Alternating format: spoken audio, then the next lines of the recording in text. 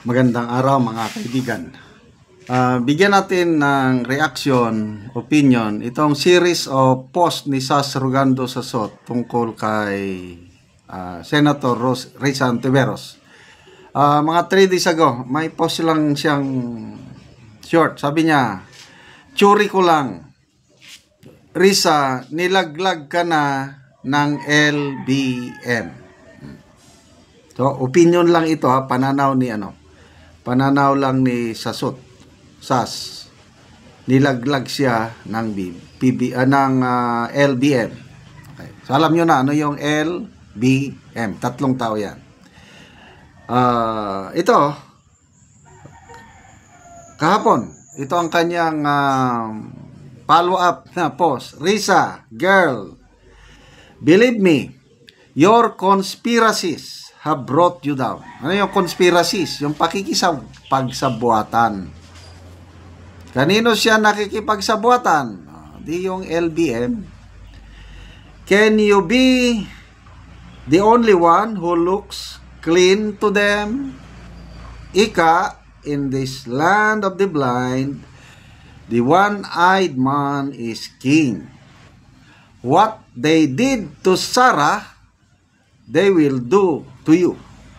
If you still don't get it, you're not as bright as I think you are." So, ano itong ginagawa nila kay Sarah? Again, yung LBM. Dati, magkakaibigan unity team Ano na ngayon? Wala na. Grabe, kaliwat kanan na ang lahat na lang nang pwedeng gawin kay BP Sara, ginagawa na nila. Kaya lang, still standing ang ating BP Sara. The last woman down. The last woman fighting.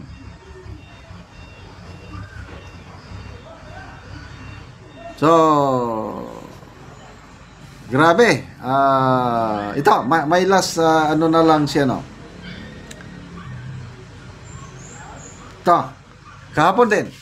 "Risa, girl, they didn't come near you. They," itong mga testigo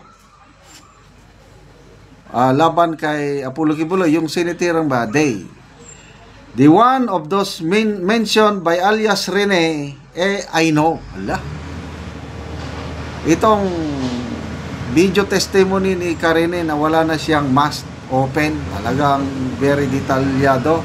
Mga pangalang binabanggit, kilala ni Sas pala. Okay.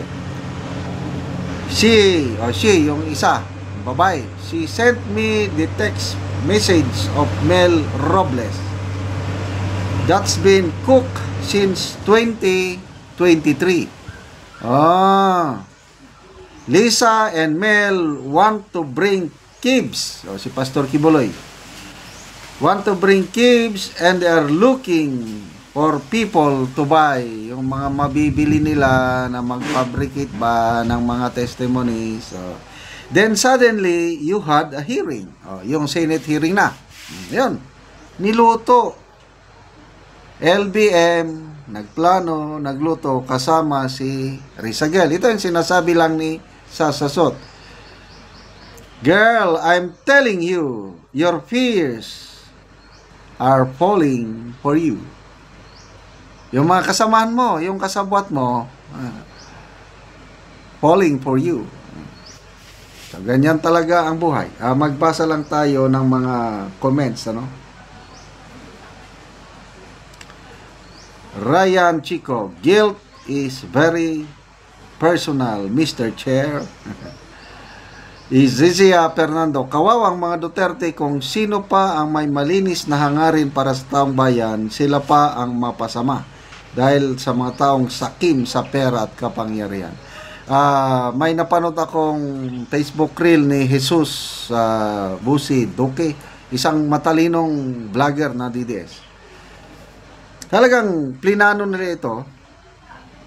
Ang una nilang tinira, KOJ si Pastor Kibuloy, sabi ni Jesus Busi Duque.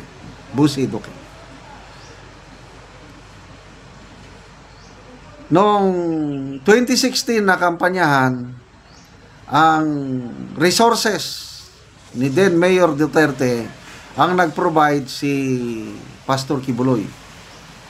Pera, helicopter, roplano, lahat. So, in preparation for 2028, sabi ni Jesus Busi Duque, kailangan nila, i-down nila si Kibuloy, KOGC, para walang magamit ni BP Sara for a nationwide campaign. Ganon ang assessment niya, no? Kaya ito na yung nangyari, down Kibuloy. Kawawa, nakakulong. So, noon, nakatakip ang mukha nitong si Karen. Okay, sandali may ito lang mga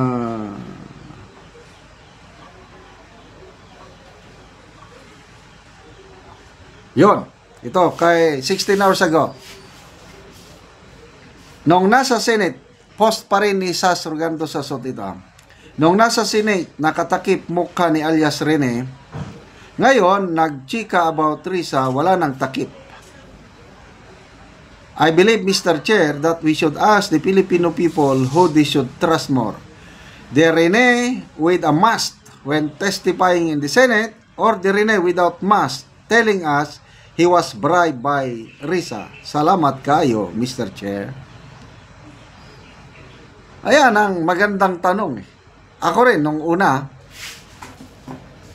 grabe, yung Karen talagang kompletong so ibig sabihin, tapos binabasa pa niya yung script niya. Sabi ko, walang pa nito. Duda na ako noon pa. Bakit ka magte-testify tapos kompletong Duda na ako, wala. Kailan ito, lumabas yan, napakatapang. Open ang muka. Walang binabasa.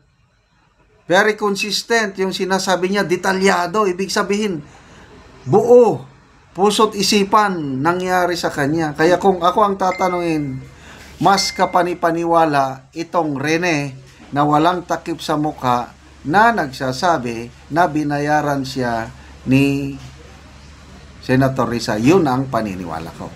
Sabi naman ni Senator Risa, kasinungalingan daw. Bahala na ang taong bayan. So, sino ang nasa likod ngayon? Itong paglabas ni Karen na wala ng takot na ganaw. Nako, may malaking isda, may malaking tao na sinasandalan niya ng pader. Salamat sa inyong pagsubaybay mga kaibigan sa ating channel. Nakakatulong kayo ng malaki sa tribong Talandig ng Bukidnon. Dahil ang sweldo natin sa channel na ito is pantulong natin sa tribo. Namimigay tayo ngayon ng mga yero at pako para makapagpatayo ng mas maayos na tahanan ang tribong Talandig. Panoorin nyo ang video na ito. Abot na gid ang yero. Ihatag kang anting para nga ma-repair nila ang ilang mga daot na nga balay.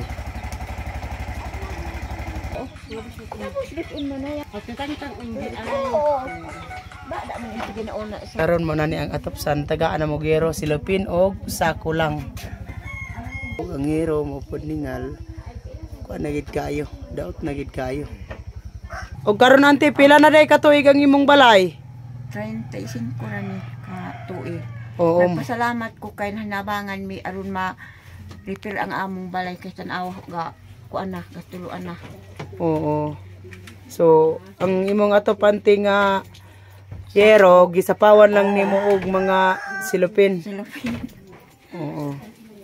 So pila na day kabuk anti imong anak? Siya man ang kabuk.